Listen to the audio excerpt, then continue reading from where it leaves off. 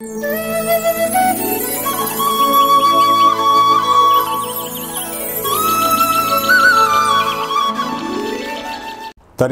சுவிசேஷம், திருச்சபைக்கு சத்தியம்.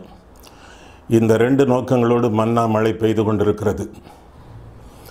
மன்னா மழையில் சங்கீத செய்திகள் என்ற தலைப்பில் வரிசையாக 1வது சங்கீதத்திலிருந்து 150வது சங்கீதம் வரை நாம் வேதபாட ரீதியிலே படித்து தியானிக்க இருக்கிறோம்.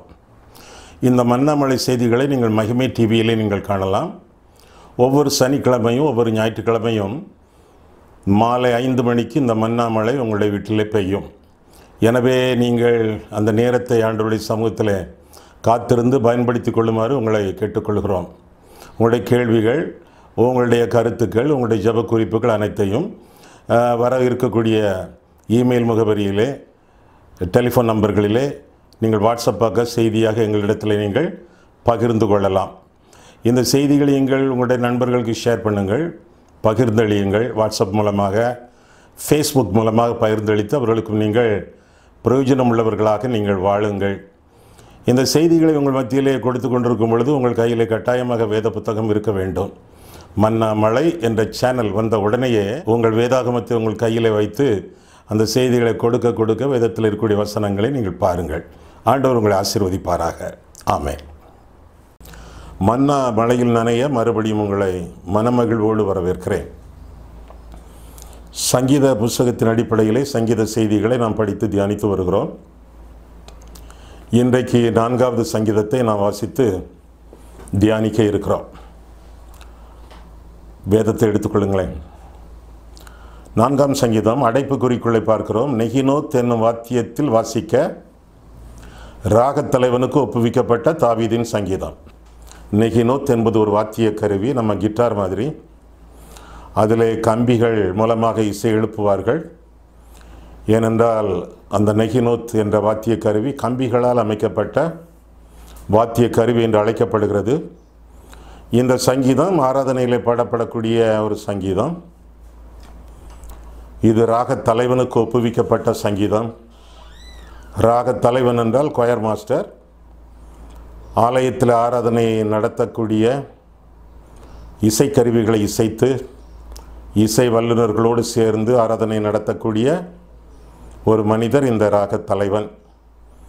இஸ்ரவேலிலே ஆசரிப்பு கூடாரம் இருந்தது, தேவாலயம் இருந்தது, ஜெபாலயம் இருந்தது. எல்லா இடத்திலும் ராகத் தலைவர்கள் இருந்தார்கள். அவர்கள் மூலமாக ஆராதனையிலே பாடப்பட்ட சங்கீதங்களிலே இது ஒன்று.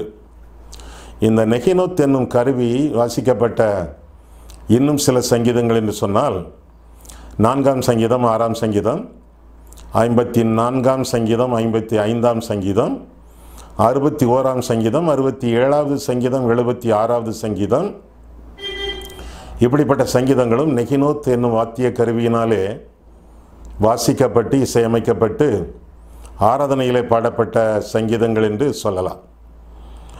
இந்த ராகத் தலைவன் என்பவர் ஏற்கனவே நான் சொன்னது போல கொயர் மாஸ்டர், ஆராதனையிலே பாடல்களை வழிநடத்தக்கூடியவர். ஆராதனைக்கு ஆயர்களுக்கு அடுத்தாற் போல அந்தஸ்துள்ளவர். ஆராதனை இவருடைய கண்ட்ரோலிலே, இவருடைய நிர்வாகத்திலே, ஆளுகையிலே அமைந்திருக்கும். இந்த சங்கீதத்தின் பின்னணியத்தை நாம் பார்க்கும் பொழுது 3ஆம் சங்கீதம் காலையிலே செய்யப்படக்கூடிய ஒரு ஜபம். 4ஆம் சங்கீதம் ஒரு மாலை ஜபம். அப்சலோமுக்கும் தாவீதுக்கும் தாவீதின் மகனாகி அப்சலோமுக்கும் பிரச்சனையான சூழ்நிலையிலே எழுதப்பட்ட பாடப்பட்ட சங்கீதம் இந்த சங்கீதம். என்ன பிரச்சனை? 2 சாமுவேல் 15ஆம் அதிகாரத்திலிருந்து 18ஆம் அதிகாரம் வரை பார்க்கும் பொழுது தாவீது தன்னுடைய சொந்த குமாரனால் பட்ட பாடுகள், அவமானங்கள், இவற்றையெல்லாம் நாங்கள் பார்க்கிறோம். தாவீது அவனிடமிருந்து தப்பியோடக்கூடிய ஒரு சூழ்நிலை ஏற்பட்டது. அந்த சூழ்நிலையிலே எழுதப்பட்ட பாடப்பட்ட சங்கீதம் என்று சொல்லி இந்த சங்கீதத்தை குறித்து நாம் வேதத்தில் நாம் பார்க்கிறோம். இன்னும் அந்த சங்கீதத்தில் ஒரு வார்த்தையை நீங்கள் கவனித்தீர்களா? ஒருவேளை நீங்கள் 3வது சங்கீதத்தை நீங்கள் பார்த்திருந்தீர்கள் என்றால் அதிலே சேலா சேலா சேலா என்று சேலா என்ற சொல் 3 தடவை இடம்பெறுவதை நாம் காணலாம். இந்த 4ஆம் சங்கீதத்திலே 2 தடவை சேலா என்ற சொல் இடம்பெறுகிறது. 2ஆம் வசனம், மனுப்புத்திரரே, எதுவரைக்கும் என் மகிமை அவமானப்படுத்தி வீணானதை விரும்பி பொய்யை நாடுவீர்கள். சேலா. பின்ன 4ஆம் வசனம், நீங்கள் கோபம் கொண்டாலும் பாவம் செய்யாதிருங்கள், உங்கள் படுக்கையிலே உங்கள் இருதயத்தில் பேசிக்கொண்டு அமர்ந்திருங்கள். சேலா. சேலான்னா என்ன அர்த்தம்? முந்தின சங்கீதத்தை குறித்து செய்தி கேட்டவர்கள் இதை குறித்து தெளிவாக நீங்கள் அறிந்திருக்கிறீர்கள். ஆனால் இந்த சங்கீதத்தை கேட்கிறவர்கள், முந்தின சங்கீதத்தை 3ஆம் சங்கீதத்தை குறித்து நான் பிரசங்கிக்க கேட்காதவர்களுக்கு இந்த வார்த்தைக்கு அர்த்தம் சரியாக விளங்கியிருக்காது. எனவே மீண்டும் இந்த வார்த்தைக்குரிய அர்த்தத்தை உங்களுக்கு சொல்லட்டா? சேலா என்ற சொல்லுக்கு நிறுத்தி யோசிக்கவும் என்ற அர்த்தம். சேலா என்ற வார்த்தை வருகிறதா உடனே தொடர்ந்து வாசிக்கக்கூடாது. உடனே அந்த இடத்துல நிறுத்தி முந்தின வசனங்களிலே என்னென்ன கருத்துக்கள் சொல்லப்பட்டிருக்கின்றன, என்னென்ன ஆலோசனைகள் வழங்கப்பட்டிருக்கின்றன என்று பார்த்து அவற்றிற்கு செவி கொடுத்து அவற்றை தியானித்து அவற்றிற்கு கீழ்ப்படிய ஒப்பு கொடுக்க வேண்டும் என்று சொல்லி சேலா என்ற வார்த்தை விளக்குகிறது. அது மட்டுமல்ல, இந்த சேலா என்ற வார்த்தை வந்தவுடனே ஆராதனையிலே கலந்து கொள்கிறவர்கள் தங்களுடைய கைகளை விரிப்பார்கள் அல்லது உயர்த்துவார்கள். ஆண்டவருக்கு துதி செலுத்தி ஸ்தோத்திரம் பண்ணி ஆண்டவரை புகழ்ந்து தொடர்ந்து மற்ற வசனங்களை அவர்கள் வாசிக்க முற்படுவார்கள். இன்னும் சேலா என்றால், சேலா வந்த உடனேயே மீண்டுமாக அந்த சங்கீதத்தை முதலிருந்து சேலா வரும் வரை வாசிப்பார்கள் என்று வேத அறிஞர்கள் சொல்கிறார்கள். இன்னும் அது மட்டுமல்ல, சேலா என்று வரும்பொழுது ஒன்று தங்களுடைய குரலை உயர்த்துவார்கள் அல்லது குரலை தாழ்த்தி அவர்கள் தொடர்ந்து வாசிப்பார்கள், ஜெபிப்பார்கள் அல்லது பாடுவார்கள். இன்னும் சேலா என்று வந்த உடனே அவர்களிடத்தில் உள்ள எக்காலங்களை மிக சத்தமாக முழக்குவார்கள். மிக சத்தமாக முழக்கும் பொழுது சங்கீதத்தை அப்படி நிறுத்தி விடுவார்கள். அந்த எக்காலங்கள்லாம் முழங்கி ஓய்ந்த பிறகு தொடர்ந்து சங்கீதத்தை ஆரம்பிப்பார்கள். அதுவரை அமைதியாக இருந்த மனதிலே அவர்கள் ஜெபித்து கொண்டிருப்பார்கள். ஒருவேளை மற்ற இசை கருவிகளை அவர்கள் வாசித்தாலும் அந்த இசை கருவிகளையும் சேலா என்ற சொல் வந்தவுடனே ஒன்று நிறுத்துவார்கள் அல்லது இசையை தாழ்த்துவார்கள் அல்லது இசையின் சத்தத்தை அவர்கள் உயர்த்துவார்கள். சேலா என்ற சொல்லுக்கு சரியான அர்த்தம், அந்த எபிரேய சொல்லுக்கு சரியான அர்த்தம் என்று சொன்னால் என்றென்றைக்கும் என்று அர்த்தமாகும். என்றென்றைக்கும் ஆண்டவருடைய புகழ் பாடவும், என்றென்றைக்கும் நாம் ஆண்டவரை நோக்கி ஜெபிக்கவும் தியானிக்கவும், என்றென்றைக்கும் நம்முடைய வாழ்க்கையை பரிசோதித்து பார்த்து ஆண்டவருக்கு முன்பாக நியாயத்திலே நம்மை நிலைநிறுத்தவும் இந்த வார்த்தை பயன்படுத்தப்படுகிறது என்றால் அந்த கூற்று மிகையாகாது என்று சொல்லி வேதத்திலிருந்து நாம் விளங்கிக் கொள்ள வேண்டும். சரி, 4ஆம் சங்கீதத்துக்கு வாருங்கள். 4ஆம் சங்கீதத்திலே 4 வார்த்தைகளின் அடிப்படையிலே உங்களோடு இந்த சங்கீதத்தை நான் பகிர்ந்து கொள்ள விரும்புகிறேன். முதலாவது வார்த்தை விசாலம், அடுத்த வார்த்தை விண்ணப்பம், அடுத்த வார்த்தை விருப்பம், அடுத்த வார்த்தை வெளிச்சம். நல்லா இருக்கா? நல்லா இருக்கணுமே. முதலாவது வார்த்தை விசாலம் என்று பார்க்கிறோம். 4ஆம் அதிகாரம் 1ஆம் வசனம் பாருங்கள். என் நீதியின் தேவனே, நான் கூப்பிடுகையில் எனக்கு செவி கொடும், நெருக்கத்தில் இருந்த எனக்கு விசாலம். விசாலம் உண்டாக்கினீர், எனக்கு இறங்கி என் விண்ணப்பத்தை கேட்டருளும் என்று சொல்லி தாவீது இந்த சங்கீதத்தை ஆரம்பிப்பதாக நாம் வேதத்தில் பார்க்கிறோம்.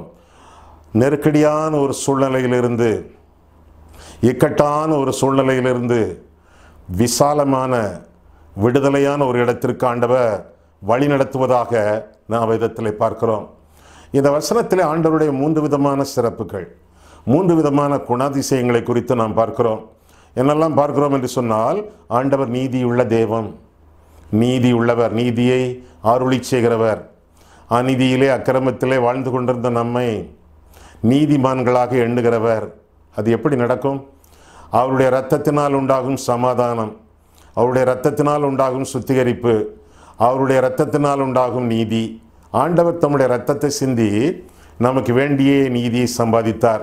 நம்முடைய நீதியே அவர் என்று சொல்லி 2 கொரிந்தியர் 5ஆம் அதிகாரம் 21ஆம் வசனத்திலே நாம் பார்க்கிறோம். ஆக அநீதியிலும் அக்கிரமத்திலும் மரித்து கிடந்த நம்மை கிறிஸ்து அவர் மேல் நாம் வைத்த விசுவாசத்தினாலே நம்மை உயிர்ப்பித்து நம்மை நீதிமான்களாக எண்ணுகிறார் என்று சொல்லி நாம் வேதத்திலிருந்து விளங்கிக் கொள்ளலாம். ஆக கர்த்தர் நீதியுள்ளவர். 2வதாக நிம்மதி தருகிறவர் என்று சொல்லி கூட நாம் வேதத்திலே பார்க்கிறோம். நமக்கு அவர் நிம்மதியை தருகிறவர். ஏனென்றால் நெருக்கடியான நிலைமைகளை நீக்கி நிம்மதியை அருளி செய்கிறவர். உலகத்தால் அதை செய்ய முடியாது, எந்த மனிதராலும் அதை செய்ய முடியாது, நம்முடைய மூளையாலும் செய்ய முடியாது. நமக்கு நிம்மதியை தரக்கூடியவர் தெய்வம். என்னுடைய சமாதானத்தை உங்களுக்கு வைத்து போகிறேன் என்று ஆண்டவர் சொல்லியிருக்கிறாரே. அவர் சமாதான பிரபு என்று அறிந்திருக்கிறோமே. அவர் சமாதானத்தின் காரணர் என்று சொல்லி வேதம் சொல்லுகிறதே. சமாதானம், அமைதியான வாழ்க்கையை ஆண்டவர் நமக்கு தரக்கூடியவர். மூன்றாவதாக அவரை குறித்து பார்க்கும் பொழுது நிச்சயமான இரக்கத்தையும் அவர் நமக்கு சம்பாதித்து கொடுத்திருக்கிறவர். நீதியுள்ளவர், அது மட்டுமல்ல நிம்மதி தருகிறவர். மூன்றாவதாக நிச்சயமாக இறங்குகிறவர். அவரை நோக்கி பார்க்கிறவர்களுக்கு கர்த்தர் இறங்குகிறார் என்று சொல்லி அந்த முதலாவது வசனத்தில் நான் பார்க்கிறோம். எனக்கு இறங்கி என் விண்ணப்பத்தை கேட்டருளும் என்று சொல்லி தாவீது ஜெபிப்பதாக அங்கே நாம் அறிந்திருக்கிறோம். நம்முடைய வாழ்க்கையிலே கூட கர்த்தர் இப்படி சம்பாதித்து வைத்த நீதியை நம்முடைய பாவங்களிலிருந்து மனம் திரும்பி விசுவாசத்தோடு நாம் சொந்தமாக்கி கொண்டு வாழும் பொழுது நீதிமான்களாக எண்ணப்படுகிறோம். இரண்டாவதாக ஆண்டவர் ரட்சிப்பின் நிம்மதியை தருகிறார், சமாதானத்தை அருளி செய்கிறார். நிரந்தரமாக நிச்சயமான இரக்கத்திற்கு சுதந்திரவாளிகளாக நாமும் மாறிவிடுகிறோம். இதற்கெல்லாம் அடிப்படை என்ன? ஆண்டவராகிய இயேசு கிறிஸ்து. அவரை விட்டு விடாதீர்கள். ஆண்டவரால் பெருத்த நன்மைகள் நமக்கு உண்டு, பெருக்கமும் நமக்கு உண்டு. என்ன பெருக்கம்? விசாலம். குறுகிய வாழ்க்கை அல்ல, பெரிய வாழ்க்கை, விசாலமான வாழ்க்கை. யோசேப்பு ஒரு கனிதரும் செடி என்று சொல்லி வேதத்தில் வாசிக்கிறோமே. யோசேப்பு என்றால் என்ன அர்த்தம்?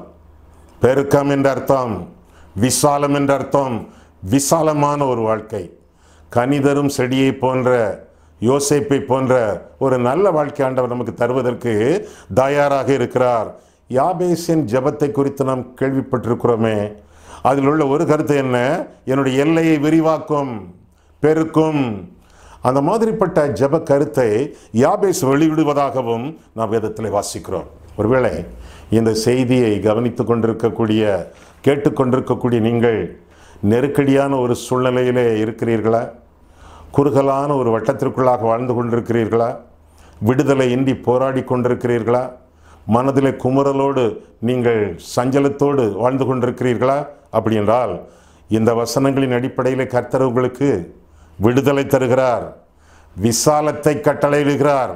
அது மட்டுமல்ல, உங்களுக்கு மெய்யான நீதியை அருளி செய்து உங்களை உயர்ந்த இடத்துல வைப்பதற்கு ஆண்டவர் தயாராக இருக்கிறார்.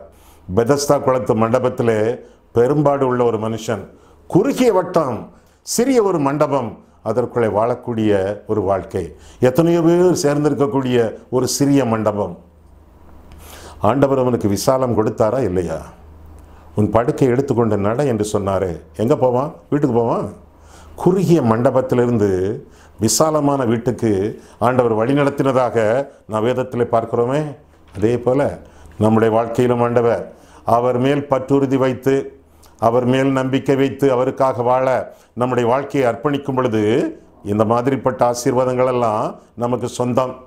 ஆக முதலாவதாக விசாலம், இரண்டாவதாக விண்ணப்பம், ஜபம், வேண்டுதல். எங்கே வாசிக்கிறோம்?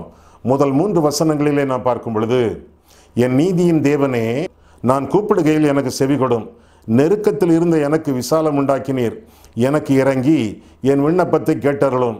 மனுப்புத்திரரே, எதுவரைக்கும் என் மகிமையை அவமானப்படுத்தி வீணானதை விரும்பி பொய்யை நாடுவீர்கள்? பக்தி உள்ளவனை கர்த்தர் தமக்காக தெரிந்து கொண்டார் என்று அறியுங்கள். நான் கர்த்தரை நோக்கி கூப்பிடுகையில் அவர் கேட்பார். யாருடைய ஜெபம் இது? தாவீதின் ஜெபம். ஆனால் அதே வேளையிலே 4ஆம் வசனம் என்ன சொல்லுகிறது? பக்தி உள்ளவனை கர்த்தர் தமக்காக தெரிந்து கொண்டார்.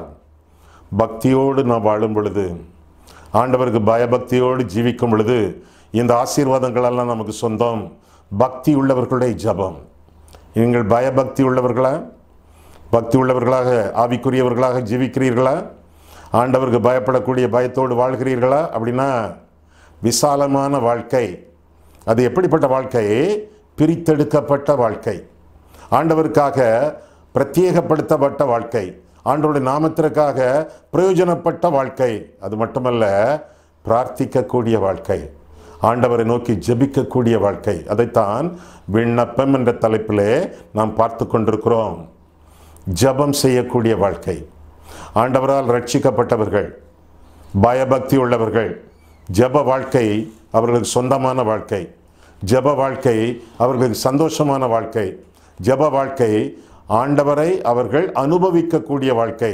ஜெப வாழ்க்கை ஆண்டவர் தங்களை அனுபவிக்க, ஆண்டவருக்கு தங்களுடைய ஜீவியத்தை ஒப்பு கொடுக்கக்கூடிய வாழ்க்கை. இந்த வாழ்க்கை இருக்குதா உங்களுக்கு? ஜெபம் எப்படி இருக்கு? அல்லது எப்போவாவது நெத்தியில் நெஞ்சியில் வயிற்றில் ஒரு சிலுவை போட்டுக்கிட்டு அப்படியே போய்கிட்டு இருக்கீங்களோ? அல்லது காரியம் ஆகிறதுக்காக கர்த்தருடைய காலில் விழுவோம் என்று சொல்லி அப்பப்போ ஏதாவது ஜெபத்தை முணுமுணுக்கிறீங்களோ? சிஸ்டமேட்டிக் ப்ரேயர் லைஃப், ஒழுங்கான ஜெப வாழ்க்கை நம்முடைய வாழ்க்கையாக அமைந்திருக்க வேண்டும்.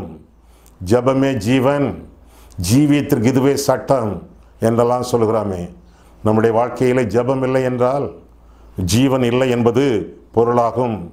ஒரு விசுவாசியனுடைய வாழ்க்கையிலே ஜெப வாழ்க்கை இல்லை என்றால் அந்த மனுஷன் வாழ்க்கையிலே பின்வாங்கி கொண்டிருக்கிறான், பாவத்திற்கு மேல் பாவம் செய்து கொண்டிருக்கிறான் என்பது பொருளாகும். ஜெபம் என்றால் ஜெயம்.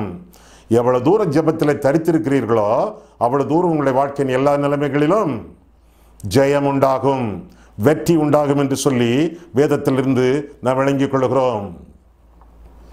ஆண்டவருக்கு உங்களுக்கு பேச்சுவார்த்தை உண்டல்ல? நீங்கள் ஆண்டவரோடு பேசுவது ஜெபம், ஆண்டவர் உங்களோடு பேசுவது வேதம். ஜெபிக்கும் பொழுதெல்லாம் வேதத்தை கையில் எடுத்துக்கொள்ளுங்கள். வேத வசனத்தை வாசித்து வாசித்து அந்த வசனங்களுக்கு உங்களுடைய வாழ்க்கையை அர்ப்பணித்து ஒப்பு கொடுத்து நீங்கள் ஜெபியுங்கள்.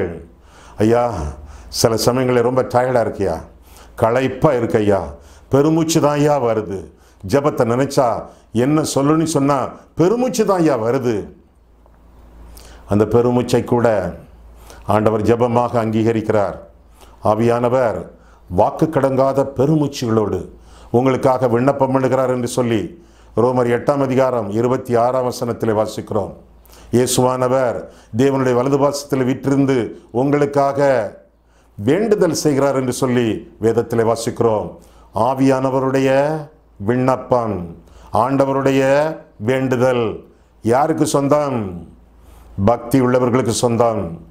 ஆண்டவரை நம்பி விசுவாசித்தவரை பின்பற்றுகிறவர்களுக்கு சொந்தம். இந்த 2 ஜெபங்களுக்காகவும் என்றைக்காவது ஆண்டவருக்கு நன்றி செலுத்தி இருக்கிறோமா? ஜெபத்தில் நன்றி செலுத்துகிறோம். ஆனால் என்னைக்காவது ஆவியானவரே நீர் எனக்காக ஜெபித்து கொண்டிருப்பதற்காக உமக்கு ஸ்தோத்திரம் அப்படி சொல்லியிருக்கோமா? அப்படி சொல்லலைன்னா இப்போ சொல்லுங்களேன். ஆண்டவரே, தேவனுடைய வலது பாசத்தில் வீற்றிருந்து எனக்காக வேண்டுதல் பண்ணி கொண்டிருக்கிறீர் என்று சொல்லி அவருக்கு ஸ்தோத்திரம் செலுத்தி இருக்கிறோமா? இல்லைன்னா இப்போ பண்ணுங்களேன். ஆவியானவரே உம்முடைய விண்ணப்பத்திற்காக ஸ்தோத்திரம், ஆண்டவரே உம்முடைய வேண்டுதலுக்காக ஸ்தோத்திரம் என்று சொல்லி அவருடைய ஜெபத்திற்காகவும் ஆண்டவருக்கு ஸ்தோத்திரம் செலுத்தி நன்றி பாராட்டி ஆண்டவருக்கு மகிமையையும் மகிழ்ச்சியும் கொடுக்க வேண்டியது நம்முடைய கடமையாகும்.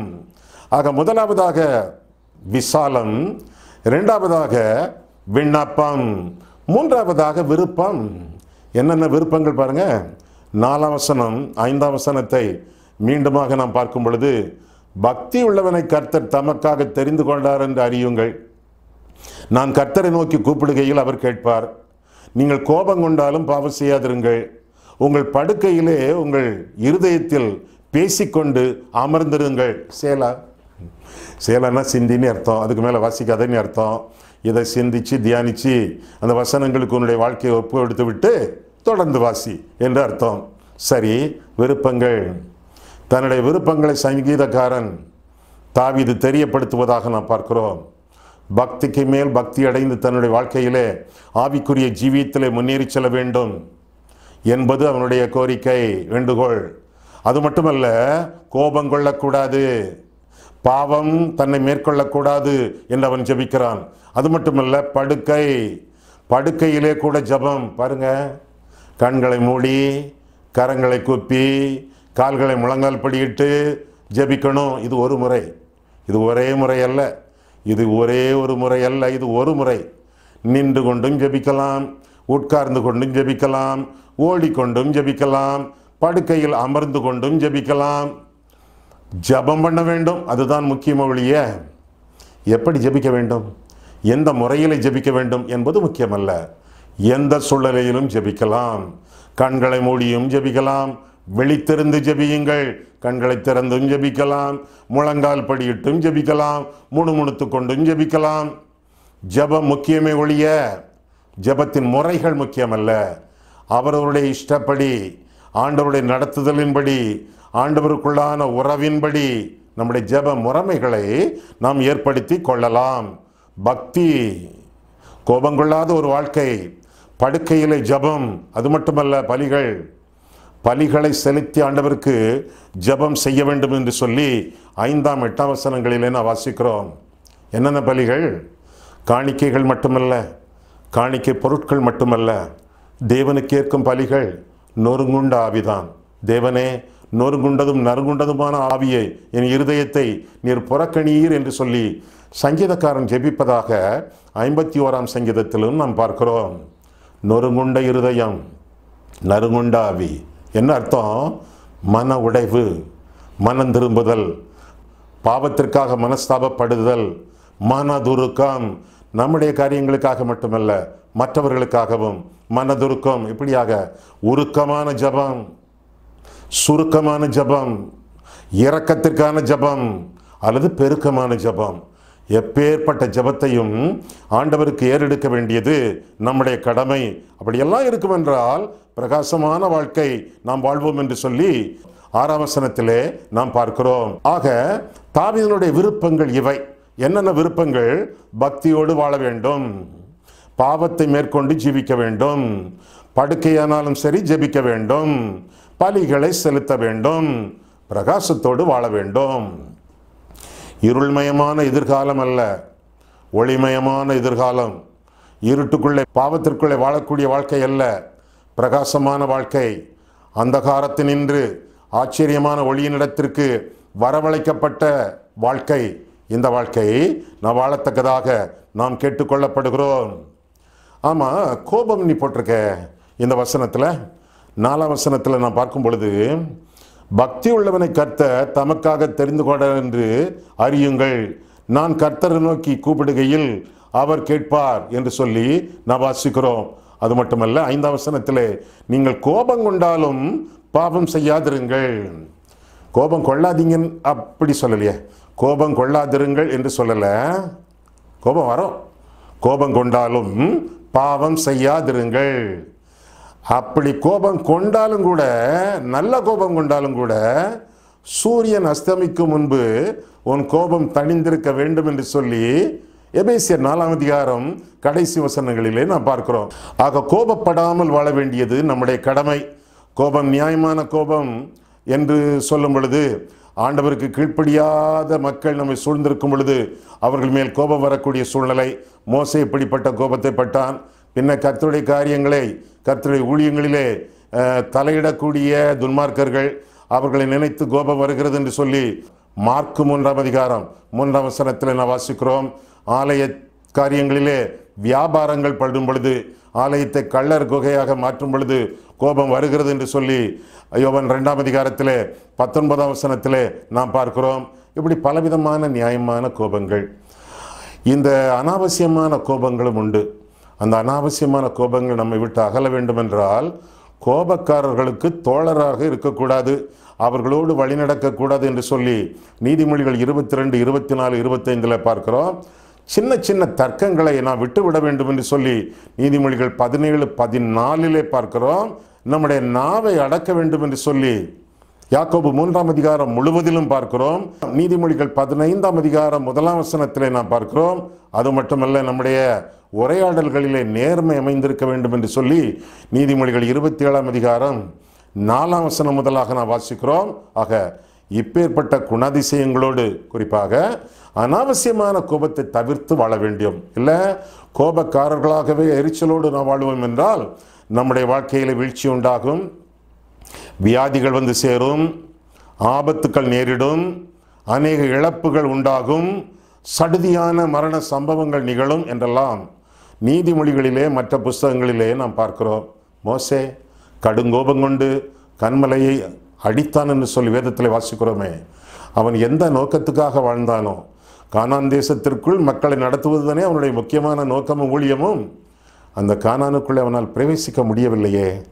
எனவே பரம கானானுக்குள்ளே பிரவேசிக்க ஆயத்தப்படக்கூடிய நாம் கடுங்கோபங்களை, அநியாயமான கோபங்களை விட்டுவிட்டு ஆண்டவரை பின்பற்ற வேண்டியது நம்முடைய கடமையாகும். இதுவரை 3 காரியங்களை நாம் பார்த்தோம். 1 விசாலம், 2 விண்ணப்பம், 3 விருப்பம், 4வதாக வெளிச்சம் என்று சொல்லி கூட 6ஆம் வசனம் முதலாக வாசிக்கிறோம். எங்களுக்கு நன்மை காண்பிப்பவன் யார் என்று சொல்லுகிறவர்கள் அநேகர். கர்த்தாவே, உம்முடைய முகத்தின் ஒளியை எங்கள் மேல் பிரகாசிக்க பண்ணும். அவர்களுக்கு தானியமும் திராட்சரசமும் பெருகி இருக்கிற காலத்தின் சந்தோஷத்தை பார்க்கலாம் அதிக சந்தோஷத்தை என் இருதயத்தில் தந்தீர். சமாதானத்தோடு படுத்துக்கொண்டு நித்திரை செய்வேன். கர்த்தாவே, நீர் ஒருவரை என்னை சுகமாய் தங்க பண்ணுகிறீர் என்று பார்க்கிறோம். ஆக கடைசியாக நான் சொல்லக்கூடிய வார்த்தை வெளிச்சம். அந்தகார இருளிலிருந்து ஆச்சரியமான ஒளியினிடத்திற்கு, வெளிச்சத்தினிடத்திற்கு வழிநடத்தக்கூடிய ஆண்டவர் நம்முடைய தெய்வம்.